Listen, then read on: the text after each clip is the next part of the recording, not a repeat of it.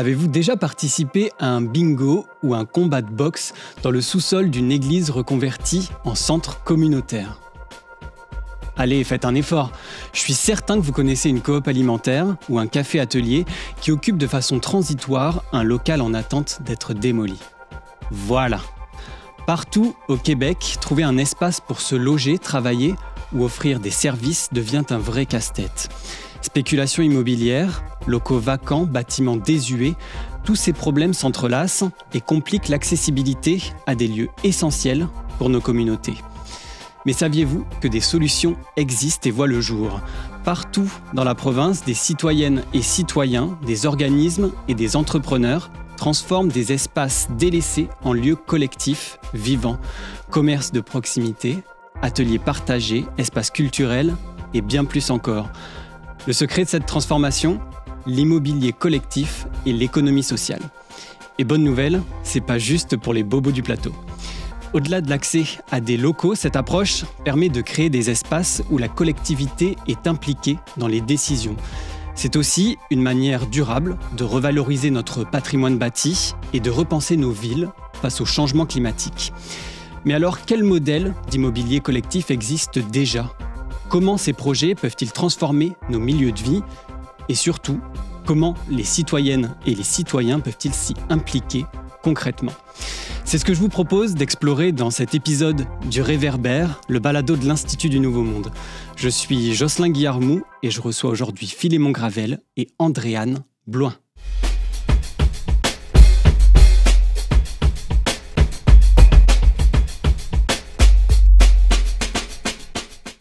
Bonjour à vous deux. Andréane Bloin, vous êtes coordonnatrice à l'accompagnement au pôle de l'entrepreneuriat collectif de l'Est de la Montérégie. Philémon Gravel, vous êtes sur le CA de l'ESA, mais aussi vous êtes cofondateur et chargé de projet en immobilier collectif chez Entremise. Alors vous êtes tous les deux animés par la collectivité. Au cours des dernières années, vous avez été des témoins vraiment privilégiés de l'immobilier collectif au Québec. Philémon, tu mets en œuvre et tu opérationnalises des projets d'immobilier collectif qui rassemblent différents types d'acteurs, notamment des acteurs publics, des propriétaires ou encore des communautés. Et Andréane, tu développes, tu expérimentes et tu consolides des projets d'entrepreneuriat collectif. Pour mettre un peu la table, j'aurais aimé que Philémon, tu nous définisses c'est quoi l'immobilier collectif et comment est-ce que c'est devenu vraiment le moteur de ton travail. Parfait. Bon, merci d'ailleurs pour l'accueil. L'immobilier collectif, comment le définir? En fait, il faut d'abord parler d'économie sociale. L'économie sociale, c'est quoi? C'est des entreprises qui ont choisi un modèle de gouvernance qui est partagé. Donc, les gens qui participent à cette entreprise-là participent aussi aux décisions ou à la vision de cet organisme-là, mais aussi s'assurer que la plus-value qui est créée par l'organisation peut avoir une finalité qui est sociale. Donc, pour nous, l'immobilier collectif, c'est vraiment les concepts de l'économie sociale. Donc, s'assurer qu'il y a une gouvernance qui est démocratique, puis une plus-value qui est plus que seulement du rendement financier appliqué à l'immobilier. Donc, on a par exemple un bâtiment qui, oui, a une valeur financière, mais il faut s'assurer que ce bâtiment-là aussi, et surtout, à notre avis, une valeur qui est sociale. De dire que c'est des lieux qui sont nécessaires pour accueillir la vie en communauté, la participation, la vitalisation d'un quartier. Et moi, personnellement, tu sais, ce qui a démarré Entremise, ça a été un constat assez aberrant de regarder tous ces pieds carrés vacants, chauffés, qui attendent des projets qui n'arrivent pas. À Montréal, c'est gigantesque, là, la quantité d'espaces qui sont vides. Puis la première question qu'on s'est posée, c'est pourquoi? Alors qu'on vit une crise du logement, puis aussi un besoin d'avoir des espaces accessibles pour déployer des activités dans la ville. Une des raisons, il y en a plusieurs, mais c'est la spéculation. La spéculation, en fait, c'est quoi? C'est de regarder le bâtiment et de voir seulement sa valeur financière. Concrètement, un propriétaire qui a un bâtiment vide peut regarder à chaque année la valeur de ce bâtiment-là augmenter. Et pour lui, c'est comme avoir placé de l'argent en bourse. Le fait que le bâtiment soit occupé ou pas, entretenu ou pas, n'a pas vraiment d'importance. Et là, on vient s'ancrer dans quelque chose qui est un peu plus large, qui est le droit à la ville, s'assurer que cette valeur-là d'usage soit mise de l'avant. Et à mon avis, il y a un lien direct entre l'économie sociale, cette vision où le projet doit être viable. Il faut quand même générer des loyers pour entretenir le bâtiment et l'opérer.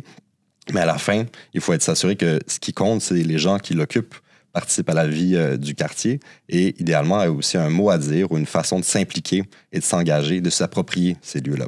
Donc, c'est pas seulement des locataires où ils sont à la merci d'un propriétaire qui pourrait doubler leur loyer. Il faut s'assurer que les lieux où l'on vit, comme les entreprises qu'on gère, aient une finalité qui soit pas seulement économique, bien qu'elles doivent s'inscrire dans un modèle qui est viable. Donc, nous, c'est un peu ça qui a été le départ d'Entremise, puis la raison aussi pour laquelle je m'implique dans l'ESA, qui est le regroupement des entreprises d'économie sociale en aménagement. Moi, j'ai une formation en architecture et on a choisi le modèle OBNL. C'est un peu atypique dans le milieu, mais ça commence de plus en plus à être pris. Donc, l'ESA, c'est le regroupement de plein d'organisations, soit des ingénieurs, des architectes, des urbanistes, des designers qui ont choisi le mode soit coop ou OBNL.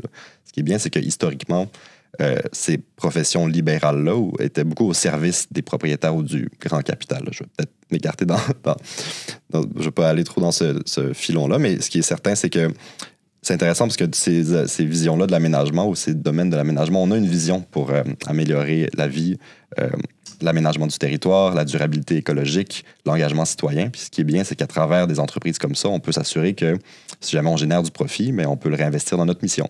Et donc, là, on a un réseau d'entreprises d'économie sociale en aménagement qui collaborent ensemble pour accompagner des projets d'immobilier collectif. C'est un peu de ça qu'est né le parc dont on va parler un peu plus tard.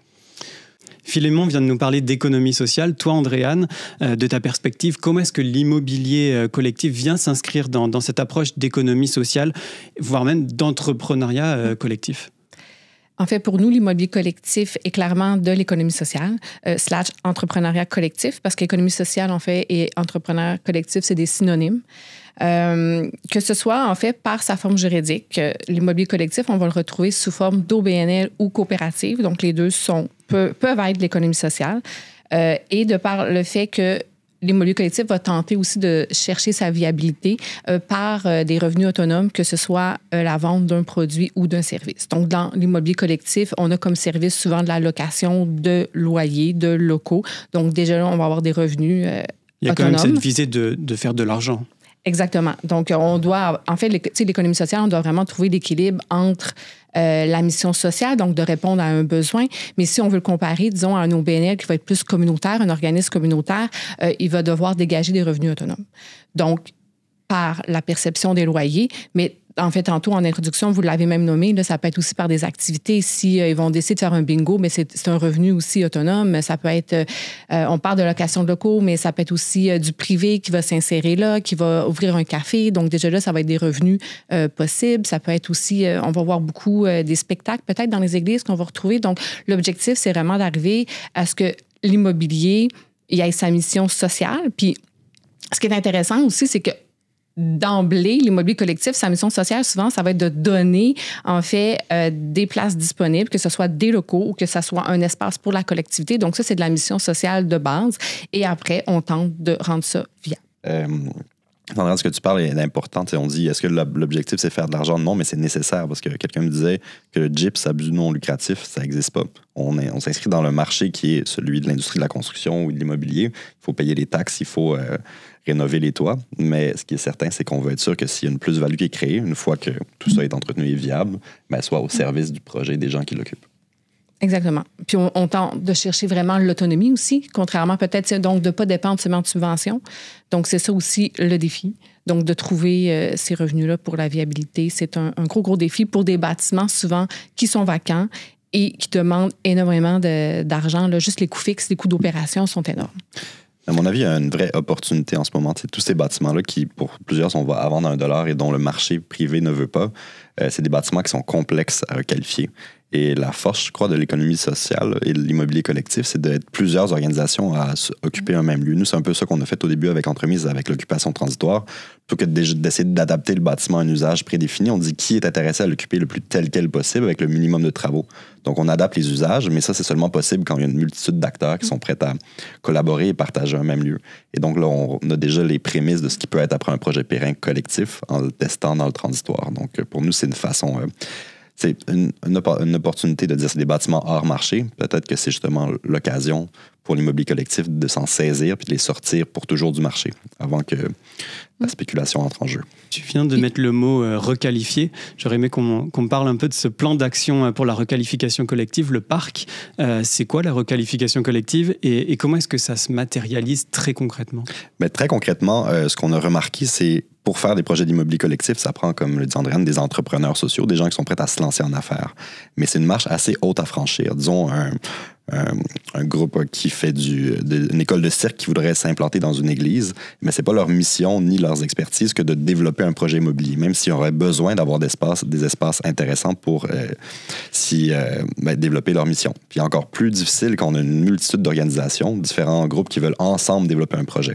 Pour nous, on croit que comme professionnels en aménagement, donc c'est là que je remets mon chapeau de l'ESA, on a un rôle à jouer dans accompagner ces communautés-là pour les premières étapes. Donc, les aider à se structurer, développer un plan d'affaires, un plan de match, une vision, des études techniques, un budget, pour qu'ensuite ils aient tout ça en main et soient en capacité de développer leur projet. Et peut-être même, des fois, ça mène à la création d'entités tiers, dont une OBNL qui, elle, serait propriétaire de l'Église et qui sous-louerait à toutes ces organisations-là qui ont été au départ de l'initiative de la requalification. Donc, la requalification en soi, ça touche, oui, à restaurer l'enveloppe, le bâtiment pour qu'il soit viable, mais aussi ça implique un modèle économique qui est viable. Et ça, c'est là que le bas blesse, pour être honnête, parce que c'est pas évident. Là, je parle des églises, mais aussi il y a des couvents, des ensembles industriels. Il y a beaucoup de bâtiments comme ça qui sont hors marché et qui se dégradent, pourraient finir à l'enfouissement, mais qu'on a, je pense, une opportunité de se requalifier.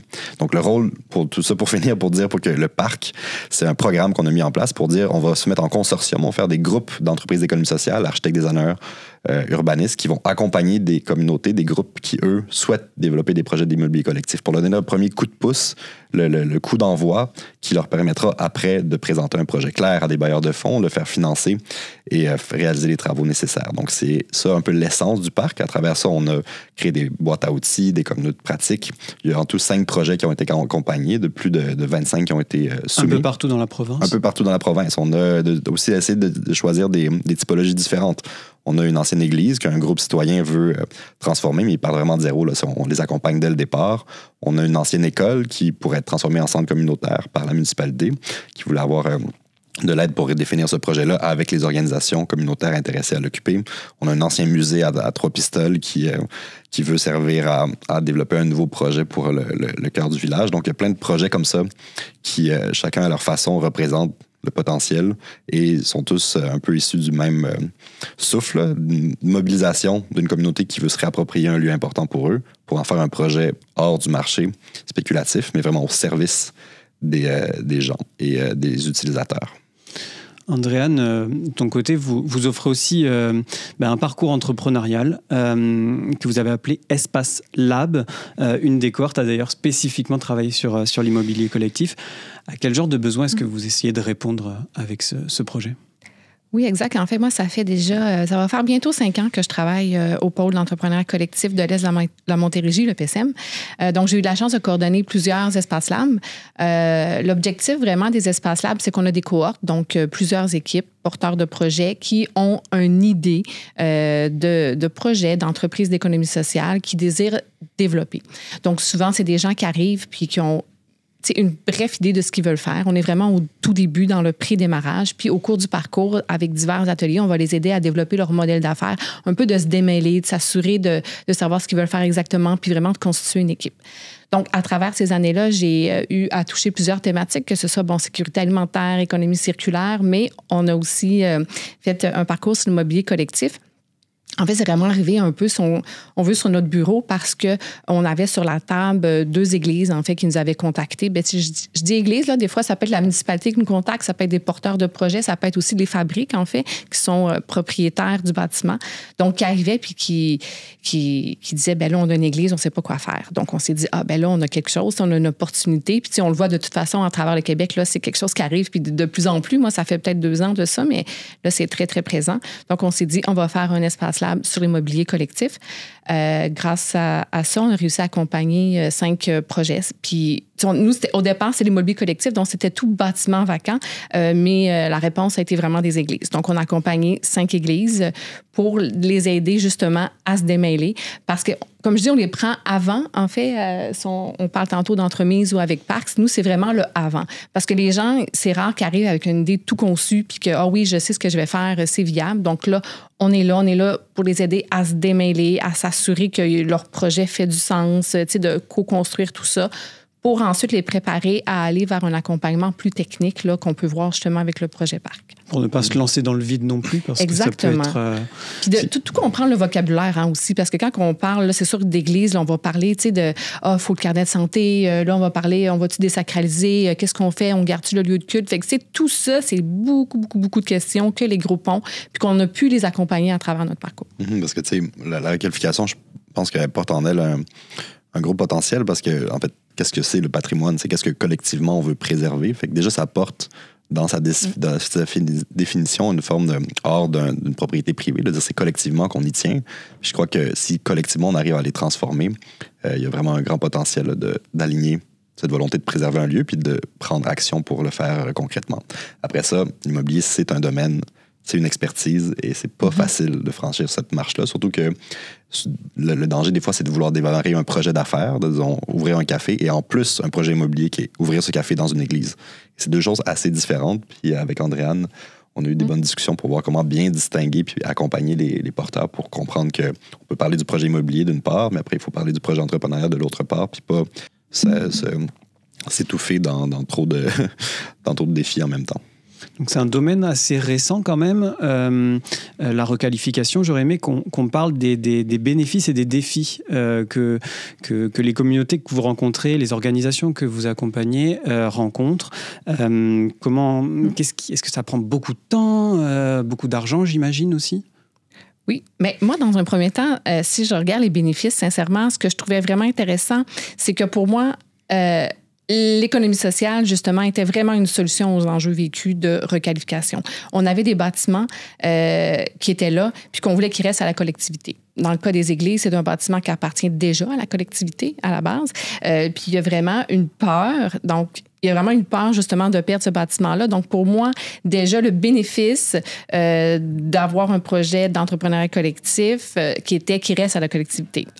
Puis là, comme vous dites, les défis, c'est clair, c'est des bâtiments qui coûtent cher, c'est des bâtiments à entretenir, mais c'est des bâtiments aussi, c'est sûr que là, je mets encore mon chapeau église, mais tu sais, on voit partout dans les journaux, il y a une église à $1, c'est le fun, c'est une belle opportunité, etc. Mais c'est ça, tu sais, la réalité, c'est que c'est pas $1. Souvent, ça va être 2 millions et peut-être même plus. Parce que le bâtiment, au cours des années, il n'a pas été entretenu et que ça va coûter cher à mettre juste aux normes. C'est juste pour être capable de surveiller. Si un clocher qui est en train de tomber, on ne peut pas rien faire tant que le clocher n'a pas été comme solidifié. Fait que ça, c'est un défi énorme déjà. C'est que c'est pas $1 que ça va te coûter, c'est plutôt 2 millions. Le bingo n'est pas toujours gagnant. Le bingo n'est pas toujours gagnant. Puis tu sais, un spectacle, là, ça a l'air bien beau. On va faire 100 000 avec un spectacle. Pas tant. Tu sais, c'est dur. Un des gros défis aussi pour l'exemple des églises, c'est des bâtiments atypiques.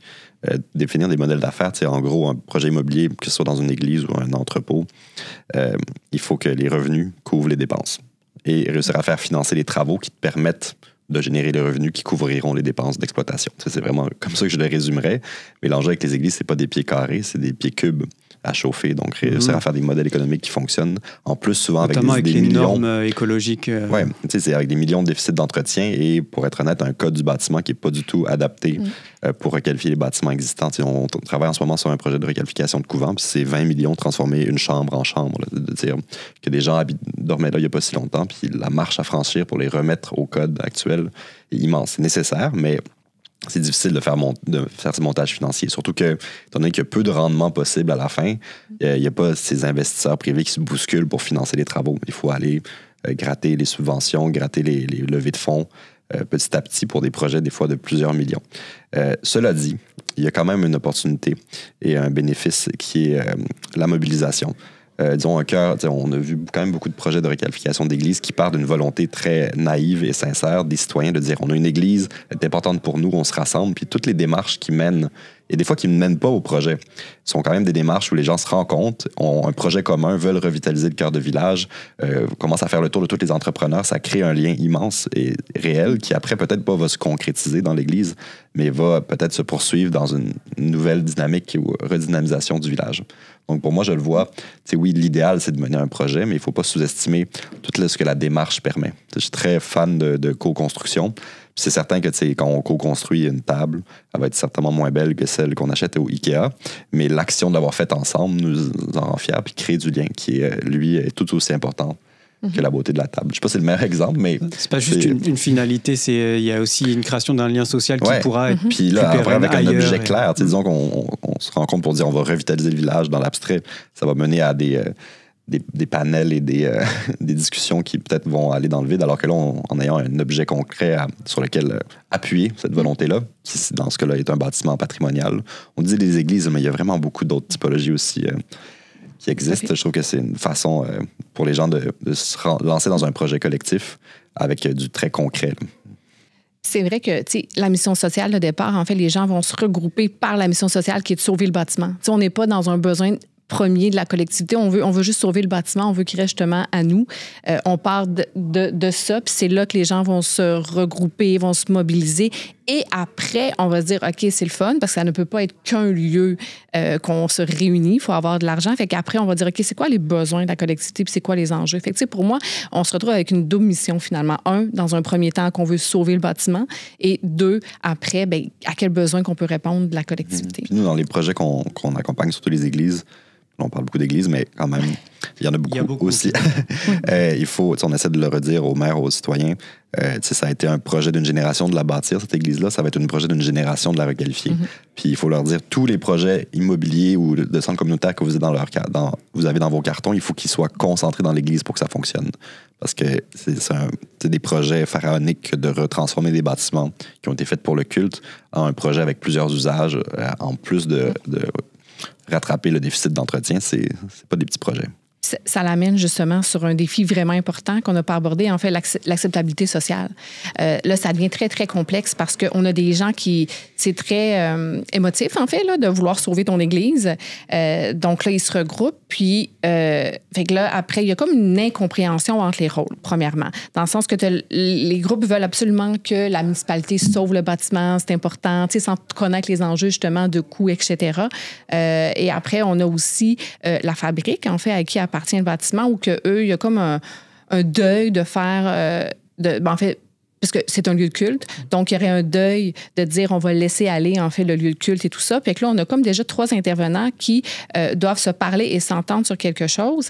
Et chacun a leur défi. Finalement, tu as la municipalité qui veut pas nécessairement prendre le bâtiment parce que ça vient avec des coûts. Donc, des coûts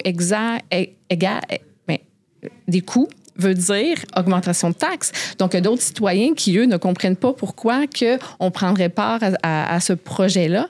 Et après, on a, c'est ça. Fait que là, puis, c'est pas tous les citoyens qui s'impliquent non plus dans ces projets. Bien, pas du tout. En fait, il y en a qui diraient, bien, écoute, mets ça à terre, fais des condos. Tu sais, en fait, on a vraiment plusieurs visions qu'on doit entremêler. Donc, chaque acteur doit être capable de se positionner, de savoir quelle posture qu'il va prendre dans ce projet-là pour être capable de le mener à fond. Parce que si on a juste des citoyens, mais que la municipalité n'est pas de leur côté ou que la fabrique non plus, bien, là, on a vraiment beaucoup de trucs à déchiffrer, puis, tu sais, ça ne sera pas facile. Tu sais, je ne sais pas si vous l'avez vécu, mais, tu sais, c'est la base, en fait. La base va être qu'il faut essayer qu'il y ait le plus de joueurs possible de la communauté qui soient en accord avec le projet, puis qu'on ait une mission et une vision commune. Mais ça catalyse tellement, tu sais, je trouve ce débat-là et ces conflits sont importants. Dans un monde où les débats sont de plus en plus clivés, là, on a, tu sais, des enjeux très, très locaux qui se font affronter des différentes visions, de voir le patrimoine, de voir la religion, de voir comment on redynamise les cœurs de village avec des nouveaux entrepreneurs, des néo-ruraux, et aussi des vieux de la vieille qui, eux, tiennent à leur église, même s'ils n'arrivent plus à payer le chauffage. Ça crée des discussions incroyablement riches en ce sens-là. Puis la vérité, c'est quoi l'autre option? T'sais, on ne peut pas les démolir. En termes de développement durable, c'est inacceptable d'aller enfouir des matériaux de qualité comme ça dans un bâtiment qui est déjà construit, en pleine crise environnementale. C'est inacceptable. Donc, ce qui est le fun, c'est qu'il n'y a pas d'autre solution. Ce qui est le fun. On dit qu'on peut pas. On peut pas, mais à un moment donné, il faut se poser la question, puis on se l'était déjà posé. Est-ce qu'on peut sauver toutes les églises aussi? Oui. De par le fait que ça coûte cher, puis qu'à un moment donné, de chercher les besoins de la collectivité, puis qu'on veut toutes les réunir. Les églises, souvent, vous le voyez, sont quand même proches l'une de l'autre. Donc, tu dis, OK, là, on réunit tous les besoins, mais à même pas, je sais pas, 10 km, il y en a un autre, mais il faut penser à un autre usage. Là, ça devient très, très complexe. Là, je vais peut-être parler d'une autre typologie, parce qu'on a beaucoup parlé d'églises, c'est les ensembles conventuels. Puis là encore, il y a un lien très direct avec l'économie sociale. Les communautés religieuses ont quand même soigné et éduqué le Québec pendant des centaines d'années. pratiquement sans subvention, avec certains passe-droits réglementaires et politiques. Et là, de notre vivant, on va voir la fin de ces communautés religieuses-là qui ont entre les mains un patrimoine immense. Et ils sont prêts à tendre la main, passer ce flambeau-là. Et à notre avis, l'économie sociale et surtout les projets immobiliers collectifs sont vraiment un grand potentiel de pouvoir reprendre ce flambeau-là, de dire ces bâtiments conçus pour la vie religieuse en communauté, comme on peut refaire une communauté qui, chacun à sa façon, va reprendre les valeurs de ses sœurs et ses communautés religieuses à travers des projets d'économie sociale. Donc, nous, c'est un filon auquel on veut vraiment bien travailler, de présenter vraiment une option claire et viable à ces communautés-là pour leur dire, on a des gens pour reprendre votre flambeau, reprendre votre patrimoine immobilier et le porter dans une nouvelle ère avec cette finalité qui n'est pas seulement financière, mais sociale, comme l'a été les communautés religieuses. Donc on comprend que l'implication citoyenne est vraiment essentielle à toutes les étapes du projet, que ce soit en amont, pendant et après la mise en place des projets. Oui, mais c'est des projets qui nécessitent une mobilisation, c'est certain, parce que c'est des grands défis, puis ils reposent sur une volonté d'un village ou d'un quartier à transformer un bâtiment qui est considéré comme une importance collective. Et après ça, dans toute la mobilisation pour les premières étapes, c'est important, mais encore plus, je crois que ce que ça crée, c'est le lien ou l'implication dans la gestion. Si jamais on a un projet qui a été porté par des citoyens, après ça, leur implication au quotidien peut amener puis poursuivre ce lien-là au fur et à mesure de la vie du bâtiment. Je donnais l'exemple encore une fois, des églises où les paroissiens, les marguilliers étaient impliqués dans la réparation des tuyaux, dans l'entretien du bâtiment. Puis ça crée un lien intime avec le bâtiment et toute la collectivité et la communauté qui le faisait vivre. Je pense que c'est ce genre de lien-là avec ces lieux-là qu'il faut réussir à recréer et que l'immobilier collectif rend possible. C'est vraiment un lieu de rassemblement ou un lieu qui permet de poursuivre un lien social dans le très concret. Là. C'est vraiment 3D un bâtiment. Puis il ne faut pas sous-estimer, oui, il y a les réseaux sociaux, mais des lieux comme ça de rencontre un peu pas toujours programmés et d'imprévus. Moi, c'est quelque chose auquel je tiens beaucoup. Puis je crois qu'il va avoir dans les prochaines années une grande importance. Oui, puis en fait, des fois, on sous-estime peut-être le rôle d'un administrateur sur un conseil d'administration parce qu'on sait qu'un projet d'économie sociale, c'est un conseil d'administration et il y a des sièges avec des administrateurs qui vont gérer finalement, mais qui vont devenir le gardien de la mission. On le dit tantôt, si on a décidé que ce bâtiment-là va être un lieu d'accueil, un lieu de concertation et tout ça, bien, en fait, c'est le devoir des administrateurs de s'assurer que cette mission-là va perdurer dans le temps. Puis que si on a des excédents ou qu'on a des revenus supplémentaires, bien, on va les mettre au profit de cette mission-là. Donc, c'est un rôle qui est hyper important pour le citoyen de s'investir là, dans un conseil d'administration. Je rajouterais à ça, c'est Dino Bombaro qui parlait de réserves stratégiques, un peu comme les Américains ont des réserves stratégiques de pétrole. On peut avoir des réserves stratégiques d'espace commun, de dire c'est des bâtiments, si on les sort du marché, on ne sait pas quels vont être les besoins dans 50 ans ou même les crises qui nous attendent, d'avoir des lieux comme ça qui peuvent être mis à disposition en temps heureux et en temps difficile et qui sont possédés collectivement pour toujours. C'est une grande valeur pour les générations à venir, en plus de ceux qui les développent. Comme belle image, on s'assure que le fameux parvis de l'église, là, qui était un lieu de rassemblement, dans le fond, c'est là que les gens se retrouvaient. C'est qu'en ayant un projet d'économie sociale et des citoyens vont porter, on s'assure que ce lieu-là va rester un lieu de rassemblement. Si on se tourne vers l'avenir, est-ce que vous voyez des opportunités qui pourraient vraiment accélérer les initiatives d'entrepreneuriat et d'immobilier collectif dans les prochaines années? Moi, j'en vois. Je crois que, on le voit, là, la difficulté de financer l'immobilier collectif et surtout le résidentiel. Puis la fin des grands programmes comme Axélogie, on est en train de complètement rebrasser les cartes de l'écosystème en immobilier à but non lucratif. Après ça, il y a des outils, je pense, qui commencent à être mis en place. Qui sont les avantages concurrentiels donnés par exemple, un congé de taxes ou le droit de bâtir plus haut. Donc, j'ai l'impression que si on arrive à avoir des avantages qui permettent à ces projets-là d'être plus viables, l'exemple des taxes est bon. Les bâtiments religieux, souvent, étaient exemptés. Après ça, le marché privé s'y intéresse pas parce que c'est déjà compliqué à transformer. Et en plus, que quand on ajoute la taxe foncière à des bâtiments qui ont une grande valeur sur papier, ça devient pas viable. Si on arrive on pourrait dire, par exemple, que le politique fasse un programme en disant... Si jamais un bâtiment déjà exempté est repris par une entreprise d'économie sociale, l'exemption va être reportée. Ça pourrait être une des façons de nous rendre concurrentiels dans le marché puis de permettre à ces projets-là d'émerger. Donc, l'alliance entre le politique et l'économie sociale pour des projets immobiliers collectifs, je pense que ça va être une clé assez importante. Un autre exemple, ça pourrait dire on permet une construction en plus grande hauteur pour du résidentiel, mais à condition que la plus-value qui est créée par le promoteur, par exemple, soit réinvestie dans l'église sur laquelle se trouve le terrain ou à travers un bail amphithéotique. Donc, il y a plein de structures intéressantes qui permettraient de rendre plus viable et même de capter une partie du profit permis par un avantage réglementaire au service du projet de requalification. Fait que c'est un peu pour répondre à la question. Je pense que tout levier financier est clairement important. Tu sais, on en a parlé, mais je pense aussi l'accompagnement qui est important. Parce que c'est des projets de longue haleine, tu sais, qui vont prendre minimum 5 ans souvent. Puis c'est souvent, pas tout le temps, mais des citoyens bénévoles qui sont là puis qui mettent leur corps et âme dans tout ça. Et comme on l'a dit tantôt, c'est complexe. Donc, s'il n'y a pas d'accompagnement, ça se peut qu'ils se démobilisent, puis ça se peut qu'ils se tannent. Donc, clairement, il faut voir aussi l'accompagnement. Mais c'est en train là, de se faire, mais ça s'est fait de façon intuitive. Tu sais, je veux dire, on a vu des projets, puis il y en a qui étaient comme installés, on se parle de plus en plus, mais tu sais, je pense qu'il y aurait quelque chose à maximiser de ce côté-là. Donc, on pourrait se laisser là-dessus un conseil pour les citoyens, se faire accompagner. Se faire accompagner. Mais rester mobilisé et motivé malgré l'ampleur du défi. Exact. Philémon Gravel, Andréane Bloin, merci beaucoup d'avoir allumé notre réverbère. Cet épisode a été rendu possible grâce au plan d'action pour la requalification collective porté par Entremise et l'ESA et il a été produit par l'Institut du Nouveau Monde. Les épisodes du balado de l'INM sont disponibles sur notre site internet inm.qc.ca ainsi que sur toutes les plateformes d'écoute en ligne.